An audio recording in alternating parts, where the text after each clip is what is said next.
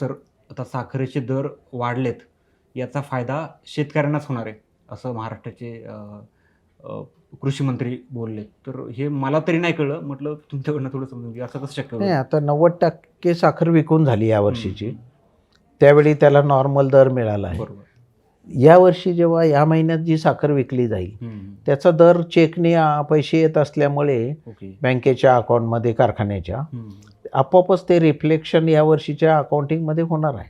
Okay. त्यात काही शंका नाही. त्यामुळे जर 5% साखर राहिली असताना विकली हं. तर मेजर फायदा तर व्यापाऱ्यांनाच होईल. तो बरोबर. कारखान्यांना कमीच होण्याची शक्यता आहे. मग सर, आता येणाऱ्या काळामध्ये आता आपण इथेनॉल पॉलिसी आपण जी डिझाईन केली आहे, ती आता ते प्रोडक्शन वाढतच जाईल असं मला तरी वाटतं. आपण असं म्हणू शकतो बरोबर सध्या. बरोबर. दुसरीकडे आहे साखर, जी की भारतीयांसाठी, आपल्या आपल्या लोकांसाठी दररोज ती वापरली जाते.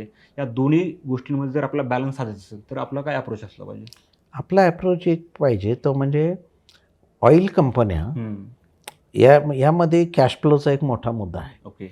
की कारखाना चालवताना हं, त्याला जे बँका त्यांना प्लेज लोन देतात बरोबर. त्याच्यावर कारखानदारी चालते. असं नाही आहे की सहकारी कारखान्याकडे 500 कोटी पहिल्या दिवशी शिल्लक आहेत आणि हां. त्यातनं शेतकऱ्याला पैसे मिळत आहेत, हं. असं काही होत नाही. नंबर 2, कायद्यामध्ये थिअरॉटिकली आपण जे केलं आहे प्रोव्हिजन हं, की कच्चा माल दिले 15 दिवसात पैसे द्या, बरं. नाहीतर आम्ही 15% व्याज लावू. हं, हे 15% व्याज पण जगात कुठल्याही देशात अस्तित्वात नाही. असं ओके.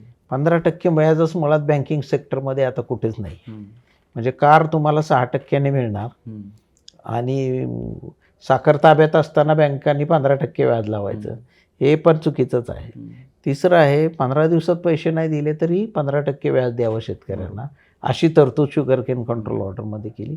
ती पण गैरलागूच आहे, काही उपयोगच नाही आहे त्याचा. आता आपल्या चर्चेमध्ये आतापर्यंतच्या जवळपास हे आलं की साखर कारखान्यांकडं, म्हणजे हाही मुद्दा आला की साखर कारखान्यांकडं शेतकऱ्यांना द्यायला पैसे नसतात, ते बँकेकडं हे करतात. बरोबर. मग साखर कारखानदारी आता आपल्या चर्चेवरून तर असं म्हणायला लागेल की साखर कारखाने हा का परवडणारा व्यवसाय नाही आहे. नाही आहे. म्हणून बऱ्याच वेळा बरेच लोक असं म्हणतात की एखाद्याचं नुकसान करायचं असलं तर त्याला कारखाना काढून द्यायला पाहिजे, असं चर्चा होते आपल्याकडे. मग पण असं बोललं जातं की साखर कारखाना हा आपल्या, आता साखर कारखाना हे राजकारणाचं, काय म्हणू त्याला, की राजकारणाचं एक केंद्रस्थान आहे. म्हणजे आपल्याकडं सहकार सम्राट म्हणजे राजकारणातला सम्राट, अशी स्थिती आहे. म्हणून बऱ्याच वेळा परवडत नसलं तरी ₹200 जास्त द्या, इलेक्शन जवळ आलं की हे जे कार्यक्रम आहे तो कशातनं होतो. जर बॅलन्स शीट सांगतंय तुम्हाला तुम्ही लॉसमध्ये आहात तर तुम्ही पैसे जास्त कशाच्या आधारे देता? मग हे म्हणजे खूप खूप गुंतागुंतीचं आहे, खूप गुंतागुंतीचं आहे. पण एका सीझनमध्ये कुठलाही कारखाना जर 500 ते 600 कोटी रुपये शेतकऱ्यांना देत असेल आणि त्याची साखर 1.5 वर्ष विकत बसत असेल तर असा कुठला व्यवसाय आहे की त्याचे पैसे ॲडव्हान्समध्ये शिल्लक असतात?